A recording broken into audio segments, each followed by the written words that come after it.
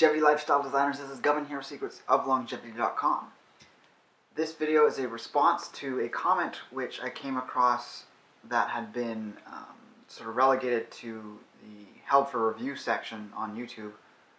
You don't actually see that unless you go to individual videos and then you see a bar that says some of the comments aren't being displayed, and you have to go and check if they're spam or if they're a regular comment. This was a regular one. It was a very in-depth one, I guess, because it was so long. Perhaps YouTube assumed it was spam of some type. But no, it was a thorough response going over multiple timestamps in the video. I really appreciate it when anyone can respond in a way that is that in-depth, because they've, one, taken the time by putting the timestamp there so I can actually check what it is they're referring to. If there happens to be a very old video, I don't obviously remember what I say in every video because I have over 600 videos now, and it's going back 5, 6, 7 years.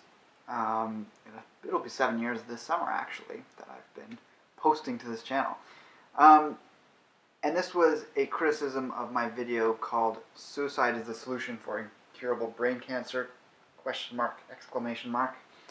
And that was, in and of itself, a response video to an article. I don't know if you recall, there was this story about a woman who had been diagnosed with cancer and then it became terminal, and she was fighting for the right to end her own life with a prescriptive medication, which I believe she had to cross state lines to obtain.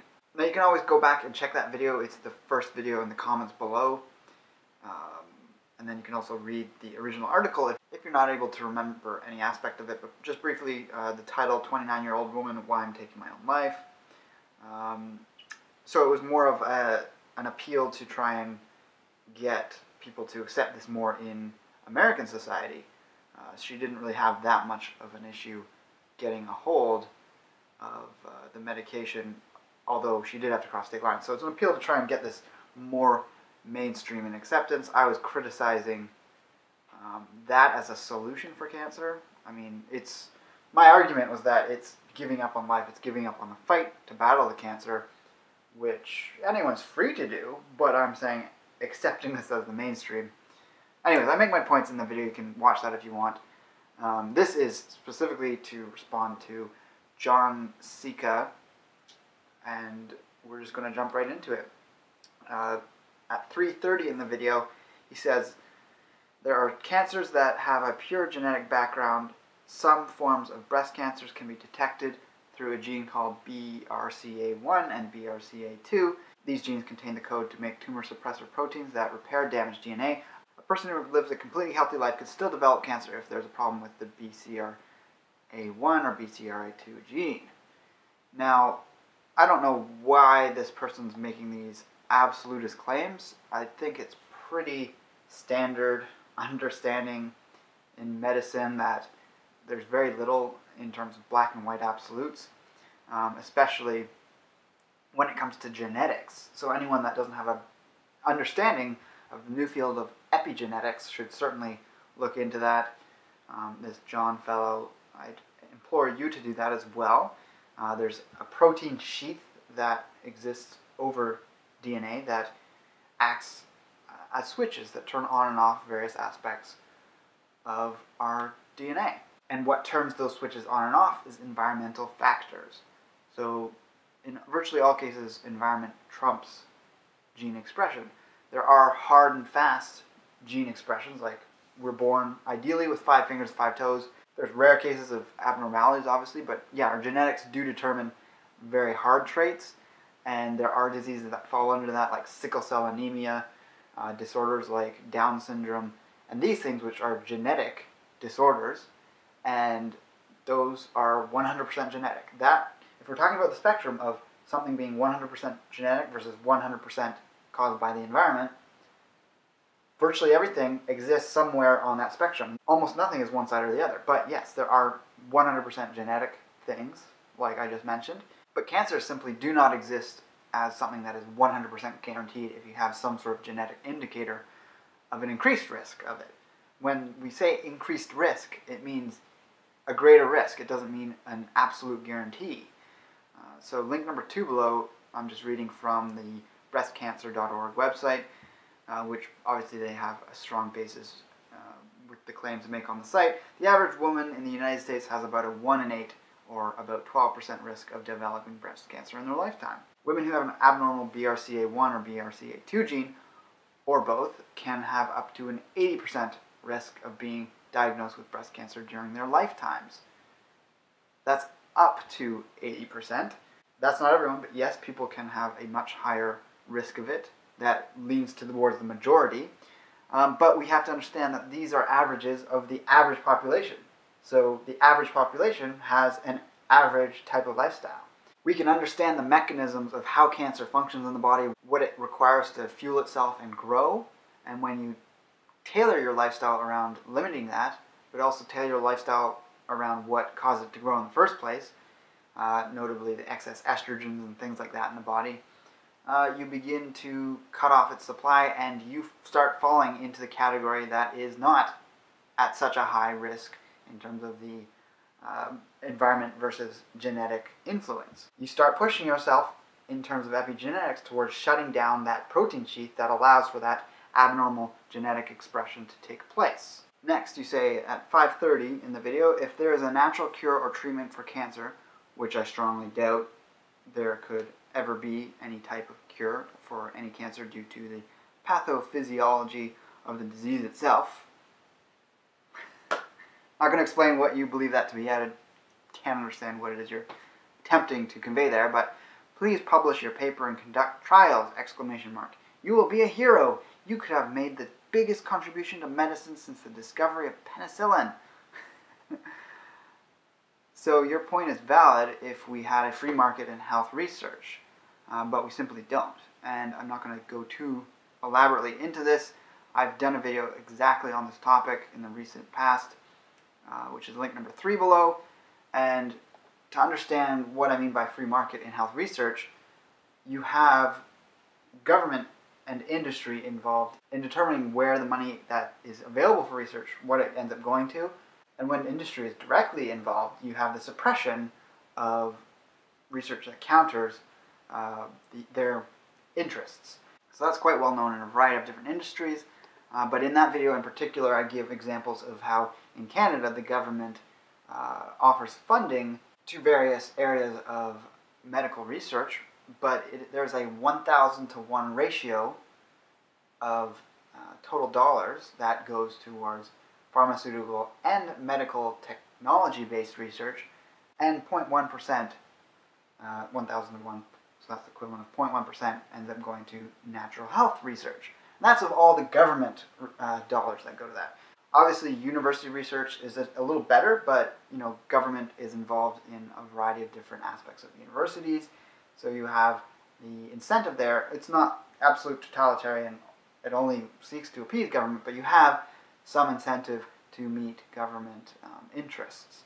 Otherwise, the professors and researchers that are trying to get tenure and things like that, they have a strong interest to be pro-state. Thus, they try and do findings that go along and support the status quo. So there's a variety of references below that if you have the chance to give that video a watch. So if cancer was completely genetic, we wouldn't see a change in cancer rates over time. It would remain constant because those genes get passed down. They'd change around in the populations, but we'd see a very stable rate of cancer decade to decade.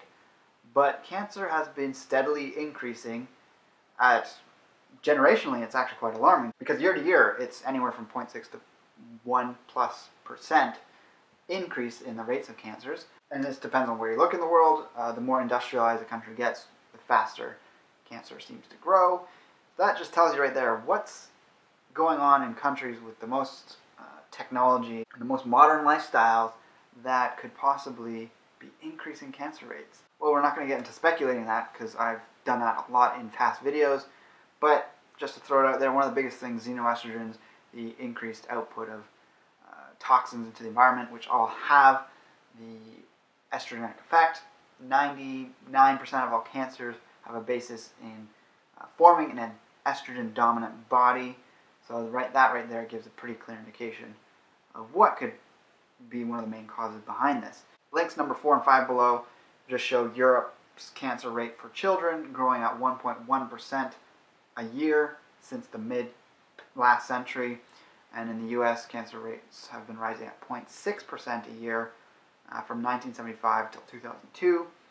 And cancer mortality has been dropping, but rates are still increasing. So yeah, cancer rates increasing steadily is pretty hard and fast proof that this is not a purely genetic thing. Yes, you were only making the claim about the one particular example of cancer, but across the board, all cancers are rising, including breast cancers, and within breast cancer, there's about 10% that are related to the BRCA genes, which, if you go back to that second link, you can find reference for that percentage. Next, at 5:41 in the video, your comments to that portion. The Hippocrates Health Institute of Florida is not a medical center, and I never claimed it was. In the video I was talking about it, I was recommending it's one of many types of places you can go to, but I never made any claim about its status or its title. You said they have no empirical data to support any of their claims. What claims are they making? Like, you're trying to construct a straw man here. They don't make claims. They can't publish data because of the health monopoly laws that exist in the U.S., in particular in Florida, where they've existed for over 50 years. It's very constrictive around natural health and non-mainstream health approaches. And regardless, they base virtually everything they do there on therapies that do have a basis in science. And we're not going to get into a big discussion of each aspect of it. But there's a wide array of things that help cancers and other illnesses in a variety of ways. Nothing is a one-shot absolute cure, but everything that decreases the risk or the chances for recovery by a small percentage, when done in concert, you get a bigger dramatic increase in survivability. And you say, in fact, they are listed on QuackWatch as a scam. So if you're going to give 2 seconds of your time in using QuackWatch as a site to look up information on, you're far more entrenched in the mainstream medical ideology and you're a lost cause. I'm sorry to say that, but that site, despite the fact that you're referencing it as some type of appeal to authority, consider the name for a second. The premise of claiming absolute authority in determining whether something is valid or not is pretty grandiose, but the name, or the term quack, originates as a description of doctors who continue to use mercury as a therapy, which they used way back, such as mercury foot baths, which were claimed or thought to prevent a whole wide range of things. Obviously, that was very problematic. And when the research was finally conducted and it was found to have no effect on illnesses, they stopped people using it, but a lot of doctors still continued to do so, and so the term quack was developed. So yes, I understand the colloquialism of the term quack has changed, and that gets applied to anyone that fits outside of the accepted paradigm, but really it's kind of hilarious to use it in this way. It's really hypocritical because, you know, naturopathic doctors, Chinese doctors, osteopaths, etc., aren't the types of doctors who ever did use mercury. To call them quacks when they don't use that is just kind of ironic, in that doctors today use things that have mercury in them, that comes into contact with people. Not so much a therapy, but yeah, it's an ad hominem attack. That's what it is, quack. It's just putting a label on something, claiming that fits, and there's no basis for it. If you want to make an argument, use the points yourself and use references, instead of randomly referring to a third-party site that really has no logical foundation and has that extreme bias. Next you say, as for the Tree of Life Institute, Dr. Gabor Cousins is a physician in homeopathy. Homeopathy is a pseudoscience that has been debunked time and time again. Now, it helps to know what you're actually talking about, even reading a Wikipedia article at the very least before making such absolutely ridiculous pronouncements could help you save face. Dr. Cousins is a psychiatrist. You know, he went through medical school and therefore accepted by mainstream standards of what is considered very legitimate. He does have other training in a variety of other disciplines that would be described as holistic, one of which is homeopathy. That doesn't discredit anything else about them. Does an atheist who finds out their doctor is a practicing Christian suddenly just make the assumption that everything else the doctor does is automatically invalid? No. That's irrational and illogical. Despite the fact that I'm talking about a whole institute, not just the director, you haven't made a solid point here. Next, you say 637 in the video, using hyperbaric oxygen therapy puts the individual at risk for seizures, pneumothorax, or collapse of the lung, and middle ear injuries. There's no evidence, according to the Mayo Clinic, that shows hyperbaric oxygen therapy is an effective treatment for cancer. Now, this is the best point you made throughout your whole response. And I looked into it further. I was operating largely on what I've just heard. And that theory about oxygen in cancer cells was originally put out by Dr. Otto Warburg in finding that hydrogen peroxide may be particularly useful in destroying anaerobic cancerous growths. Now, yeah, there has been research into this that's found no effect, but we could still see an effect. But yeah, I'm retracting that statement. The Hippocrates Health Institute uses it. I don't know about other institutes, whether they use hyperbaric oxygen therapy. Oxygen does have benefits for other types of illnesses, which they use it for. The risk for those things you described is pretty minimal. It's not going to happen from people using it in the ways that they use it, because they'd be sued if they suddenly had people getting collapsed lungs and middle ear injuries, etc. So yeah, I probably won't ever mention that again in a video of mine, so I applaud you for pointing that out. Now, I was using it as a singular example of many that were just alternatives I was throwing out there that people can look into when exploring alternatives to cancer treatments. At 750 said, she is living in a society where we use science to treat people suffering from disease. If you think alternative health can cure anything, please publish your paper and start trials. Sorry, I'm not a scientist. I don't know why you would think I would do that.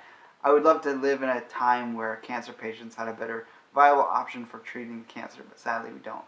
At least not yet. So actually she's living in a time, or she lived in a time, she actually did end up taking that pill, where one medical model has dominated all others because of a strategically enacted medical monopoly. This is part of an article I've written before on how this monopoly came about. I believe I touched on it in the previous video, but since you glossed over it, I'm going to read it again for you and also the audience. I'll get some value from this.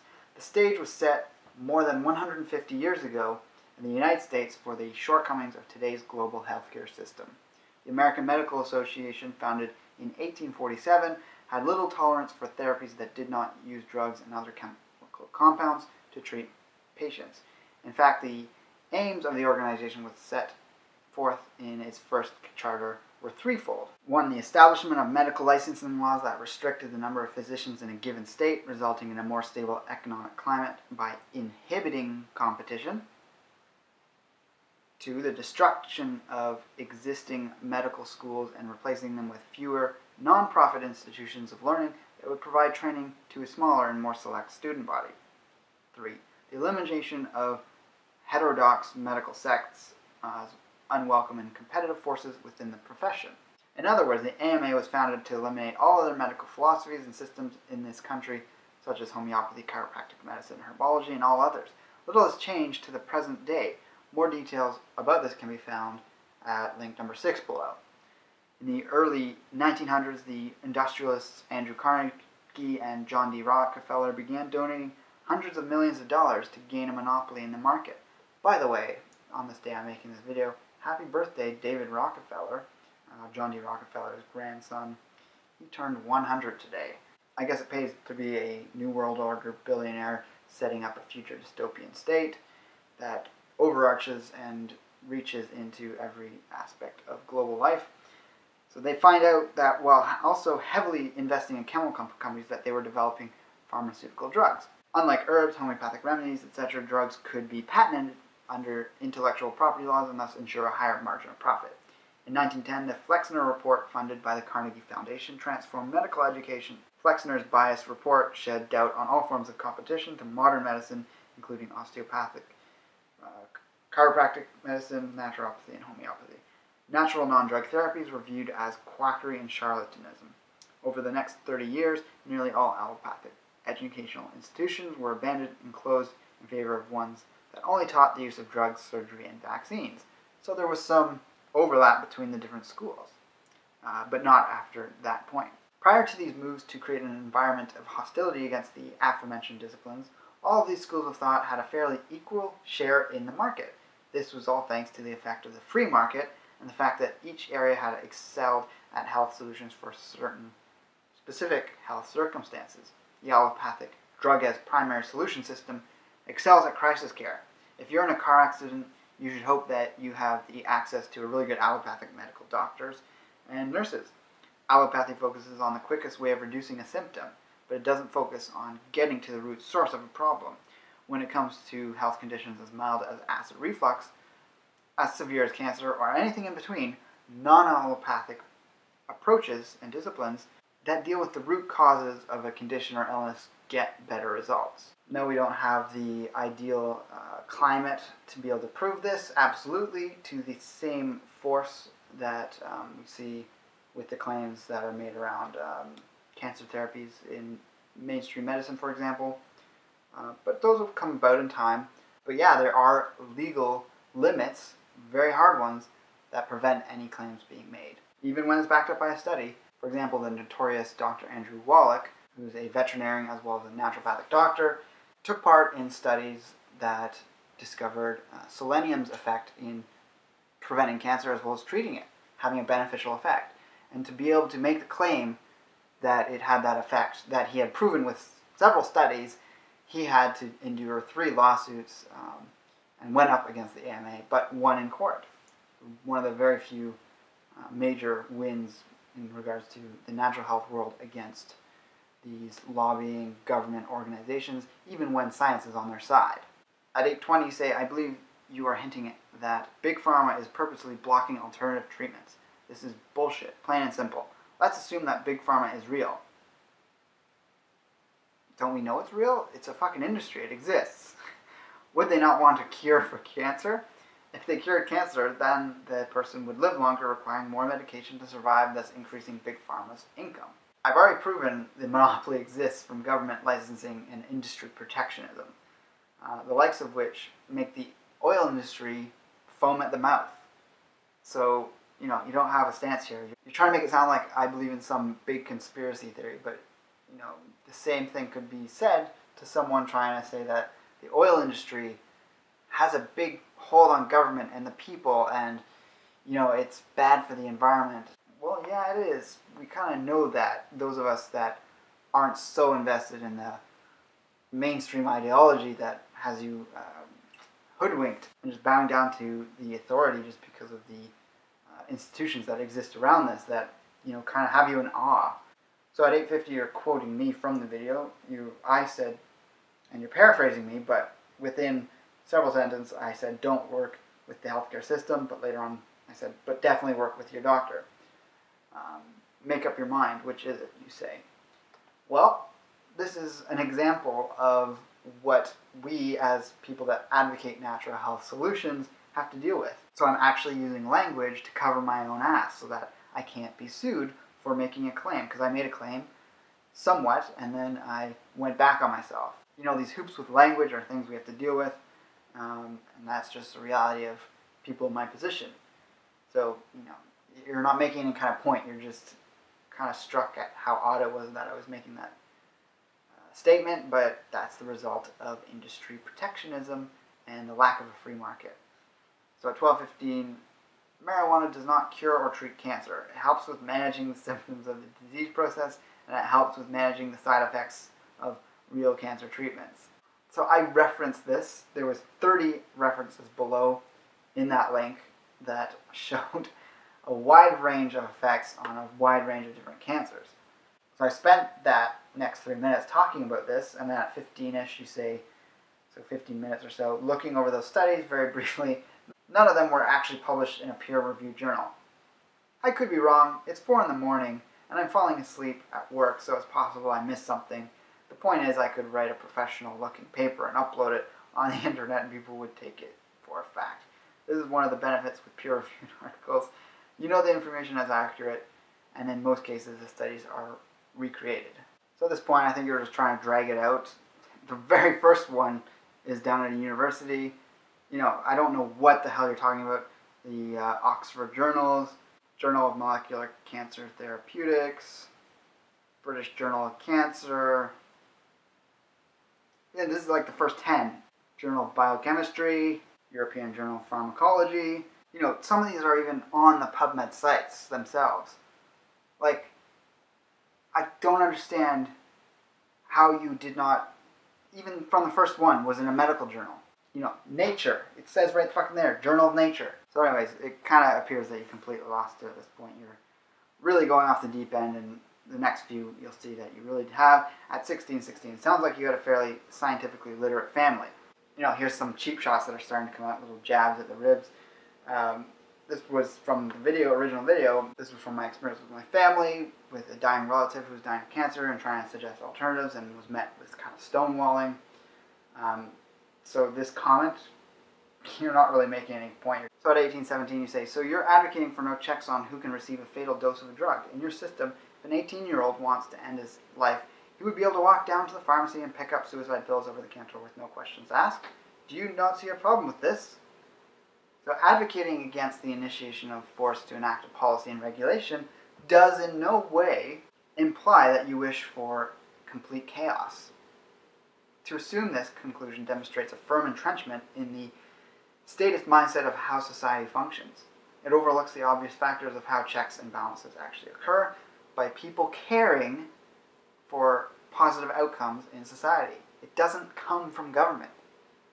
These can easily happen in all industries without the need of government coercion.